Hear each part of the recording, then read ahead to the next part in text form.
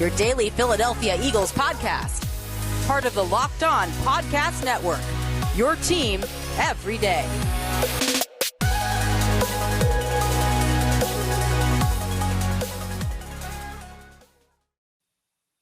Welcome on in, everybody, to another edition of the Locked On Eagles podcast, brought to you by the Locked On Podcast Network. And we thank you for making the Locked On Philadelphia Eagles podcast your first listen every day. We are free and available on all platforms: Apple, Spotify, Stitcher, SoundCloud. We're on YouTube. Lou is doing written work at our friends over at Fox 43.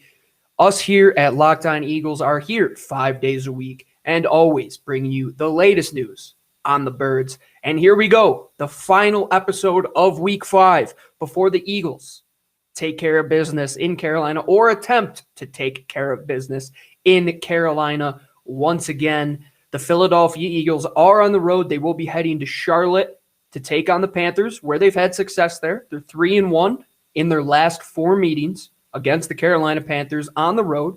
But this will be the first time with Jalen Hurts. And as it is Friday, we are getting into Locked On Quarterback 1, Jalen Hurts, that is. And as it seems right now, Jalen Hurts is on an upward trajectory. So can he sustain success under Nick Sirianni and company and keep that offense clicking? Because if the defense continues to be as bad as they have been in the last 2 weeks, we know going into this game, you're going to have another 30-point performance from your quarterback, from your offense. They were able to keep the ball in motion last week. They didn't even punt one time. As successful as you could be on offense, minus scoring every time that they were in the red zone. If they clean up those areas against Carolina, a team that lost to the Cowboys last week, a team that is only a 3-point favorite at home, according to betonline.ag. So let's look at that for 1 second.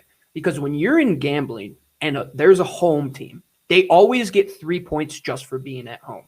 So if the 3-1 Carolina Panthers are taking on a 1-3 Philadelphia Eagles team in the home of the Panthers, and they're only a 3-point underdog, that would mean at home that this is a pick'em game between the Eagles and Carolina Panthers. I don't know what Vegas knows, but maybe it's a trap game. Maybe it's one of those games where Carolina is looking to come off of that loss and they just continue to spiral.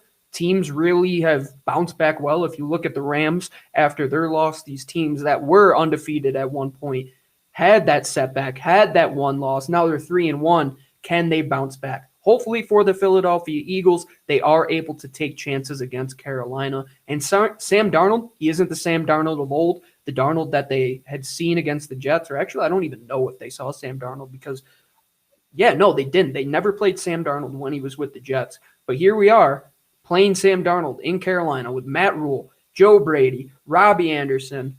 The good news, and before we get to the rest of the show, I want to talk about some injury news. Good news for the Eagles on many fronts here.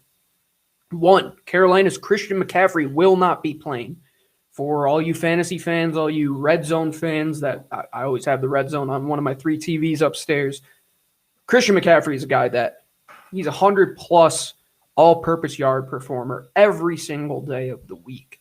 He's not going to be in this game. So can the Eagles take advantage of that? A run offense that doesn't have their best player and a run defense that has seen not the best performances in the last couple weeks. And you look at Jonathan Gannon and his unit, they need to get back on track and quick. So I would say that the offense, especially with the injury news coming out of Philadelphia in the last couple of hours, and we have an updated injury report here from the Philadelphia Eagles. Lane Johnson was the only individual that did not practice. He is still out with that personal matter. Whatever it is, Lane, we hope that you're okay. It's none of our business. We just hope that you are okay, and everything else in your life comes before football. I just want everybody to know that. Then, moving to the guys that will be playing, Darius Slay just had his child yesterday, practiced today. Jordan Mailata, who sustained that knee injury, he'll be back, but he won't be playing left tackle. Some are saying that he will be at right tackle, while Andre Dillard continues to play left tackle and at a decent clip. I think he's been doing okay. Going back and watching the film, he's improved his anchor ability. He's improved his footwork. He's improved his hand placement. He's improved his counter ability when guys come speed to power. When they are trying to rip and swim, he is able to really hold his own at that left tackle position. And he has seen some high-quality opponents in the last 2 weeks. Randy Gregory and Micah Parsons last week, or 2 weeks ago against Dallas, rather. And then you look at what they have in Kansas City. I know they just have edge rushers and interior rushers for days and linebackers coming at you left and right. Jordan Mailata, now at right tackle, who has been able to do that and has played that position. You're in a better position now with Jack Driscoll moving to your right guard because you're upgrading at right tackle over Jack Driscoll, now having Jordan Mailata there.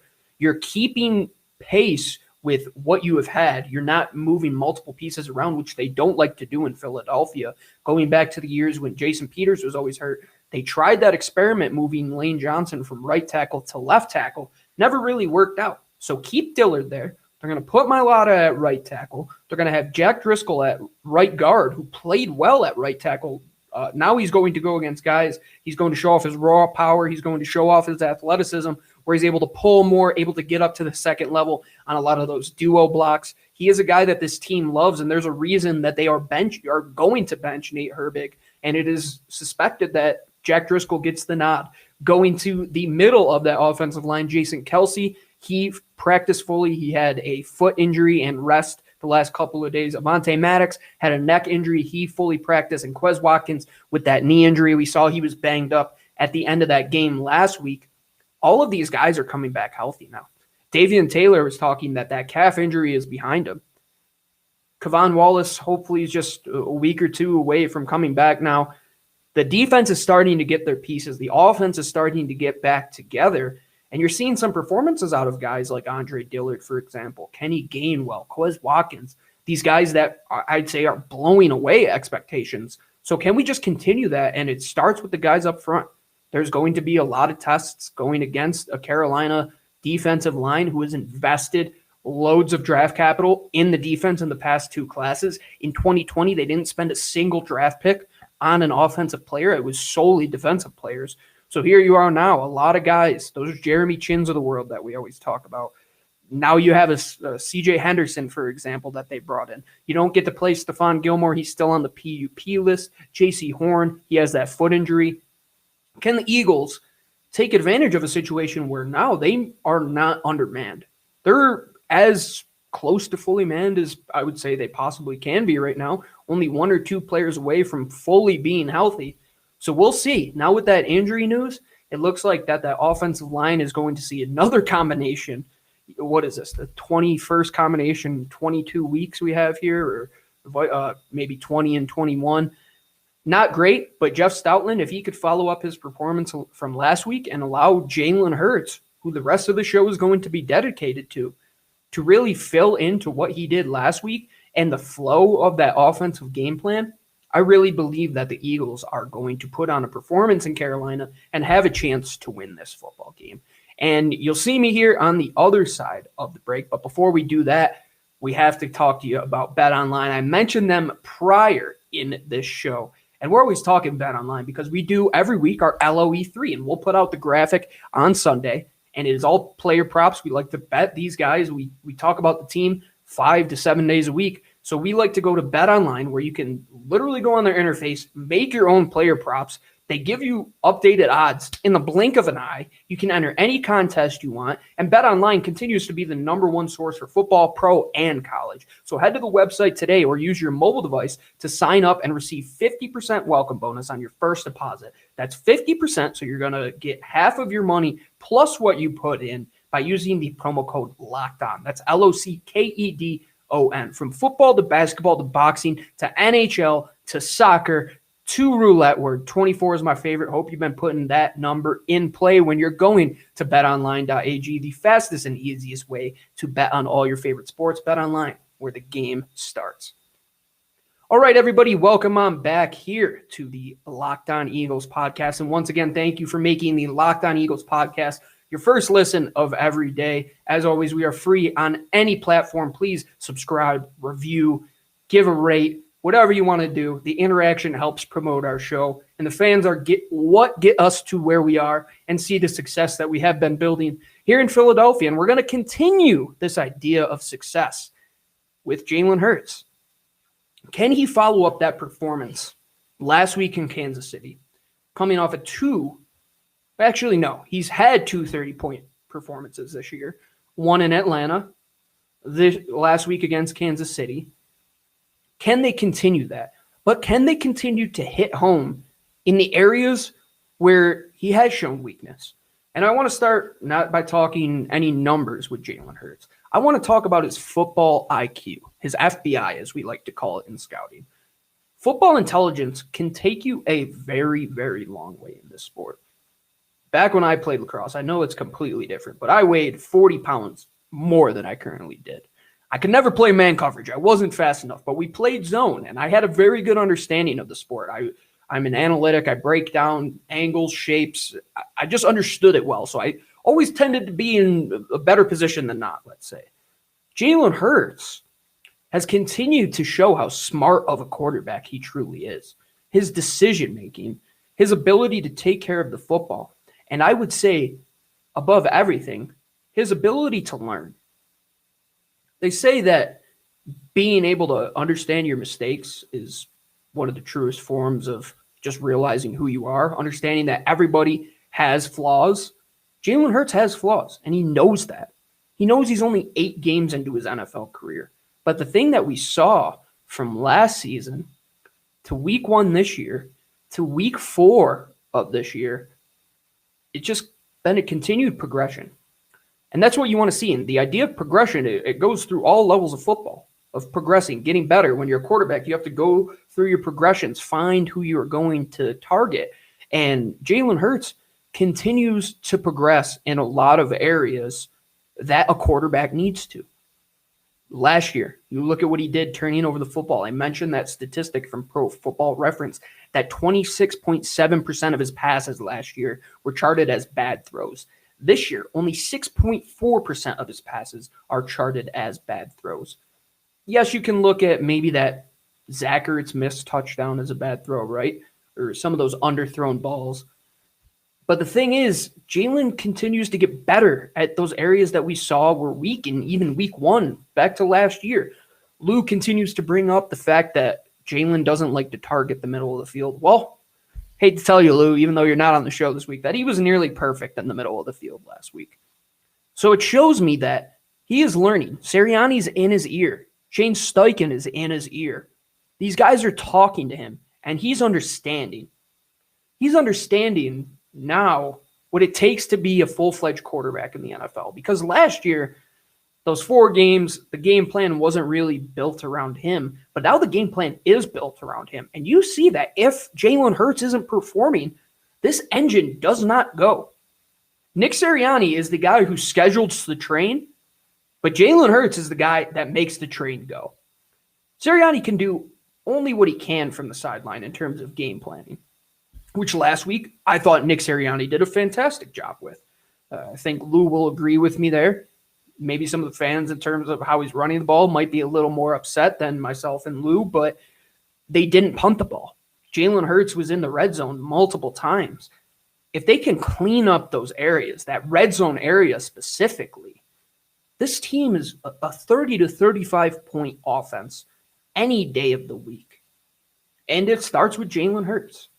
The Philadelphia Eagles put out a nice little, they always do these nice little bird's eye view cut-ups right before a game, and it goes through a bunch of statistics and a bunch of things to keep an eye out for. So like this week, Zach Ertz, it's only 15 receptions away from tying Harold Carmichael, 16 away from breaking the all-time record in Philadelphia Eagles history. So keep an eye out for that here in the next coming weeks. But what this bird's eye view is showing, and I have it here on my screen to the right, and I will keep pointing to it here for the people on YouTube if you're wondering why I keep glancing off.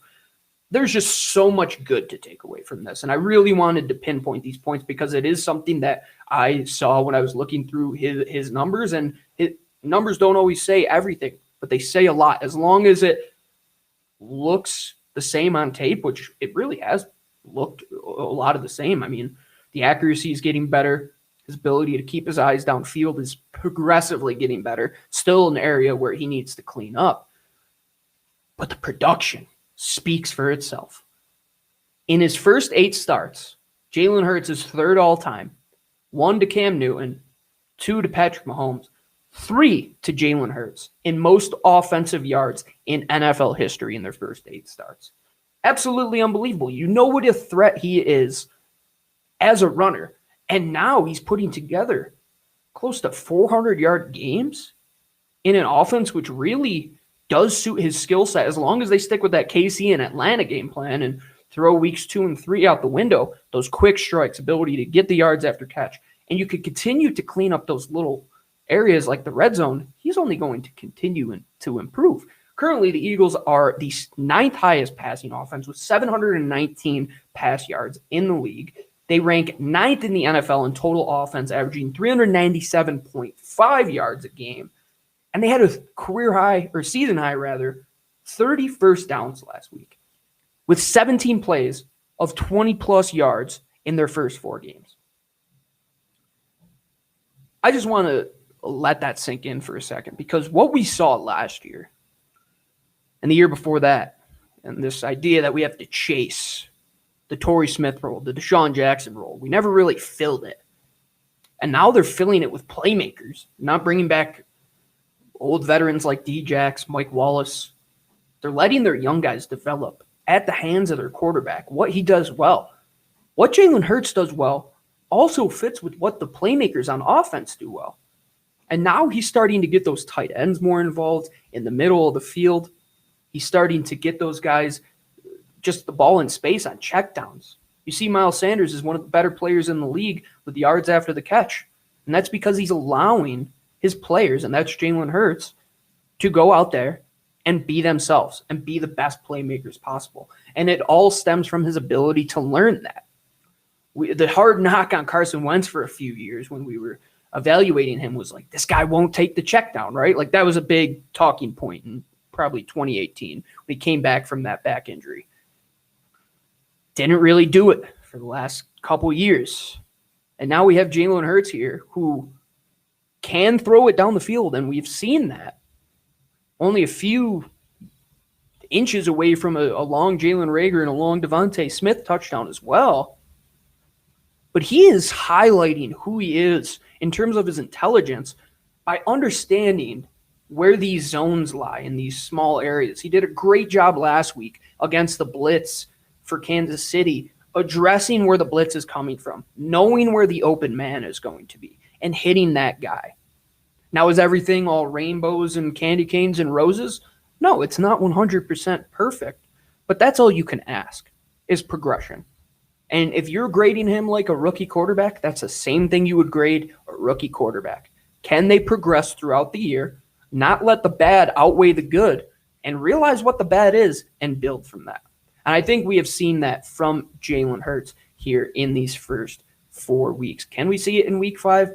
I totally believe that we can. And when we finish up the show, we will continue to talk about Jalen Hurts, what he needs to do this week to really, I would say, carry this team to a victory if the defense does what they do. But stick around, and we'll be talking more Jalen Hurts here on this Friday edition of the podcast. But before we do that, my stomach is rumbling. Me and my fiance, we took a drive up to the mountains. I didn't really eat today, but as soon as I got home, you know what I grabbed? It was one of the delicious Built Bars, one of their 9 delicious flavors. They always have unbelievable special edition flavors. We told you about those chocolate cookie dough chunk ones. Those were amazing. I hope you got your hands on one. I believe that they're going to come back with the churro. I didn't say it. They might be coming back with it sooner rather than later. But if you're new to it, you haven't tried a Built Bar, but you like these type of delicious, low sugar, low carb, low calorie, high in protein types of bars that are healthy and delicious and taste like candy, get the mix box where you get 2 of each of them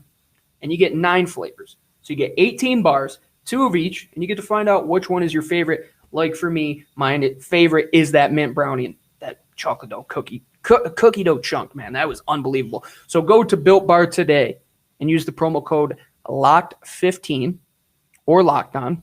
Either one of them should work. Locked15 or Locked On. You'll receive 15% off of your order using that promo code. We'd like to thank our friends over at Built Bar, and I would like to thank them for always sending me a free trial every now and then because those things are delicious. All right, everybody, welcome on back here to finish up this Friday edition of the Locked On Eagles podcast. As always, Gino Camilleri here to finish up the show with you. Lou will be back next week. He is at the game. He's going to the game in Charlotte. Lucky Lou, he will be down there week 5 against Carolina as the Eagles take on the Carolina Panthers, who is Lou's second favorite team. We all know that. But I will be able to get to see the Denver Broncos here in a few weeks, which happens to be my second favorite team. More because my dad is a Raiders fan, and I don't like to see the Raiders win. Much rather see the Broncos win.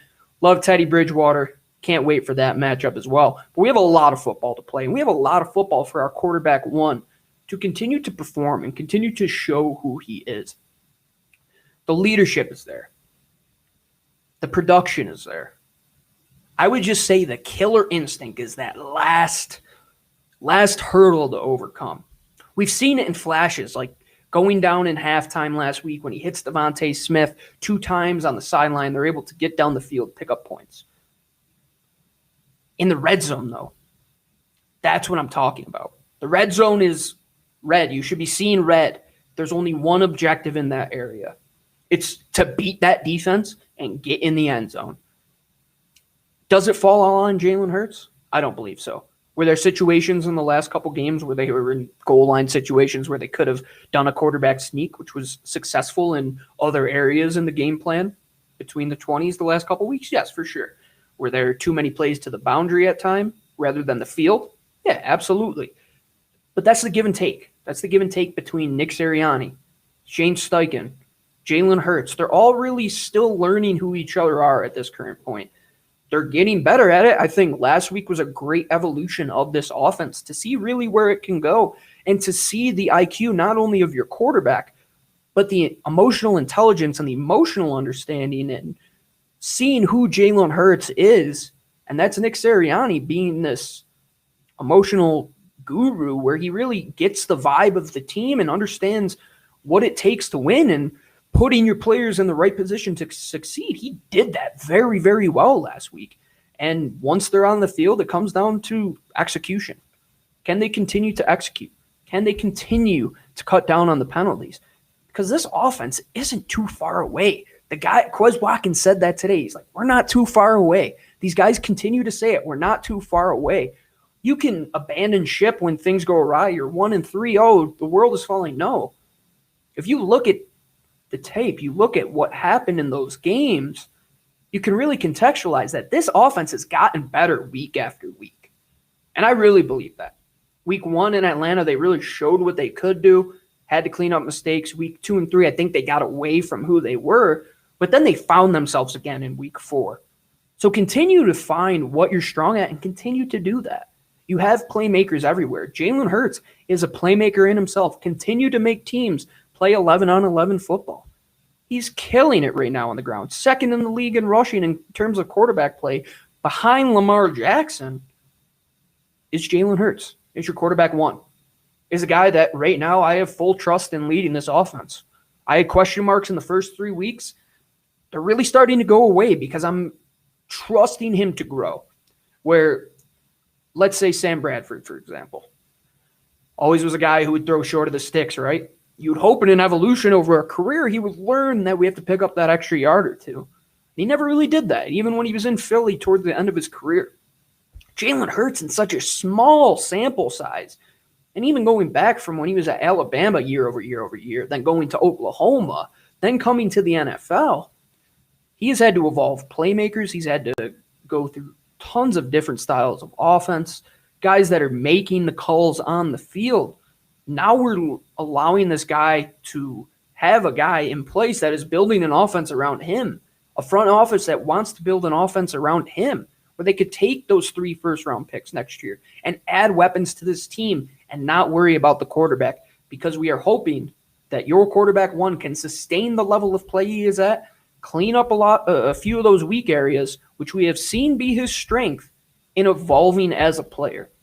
And I really believe that we haven't seen the final evolution of Jalen Hurts. I think he's going to get better as the season goes on.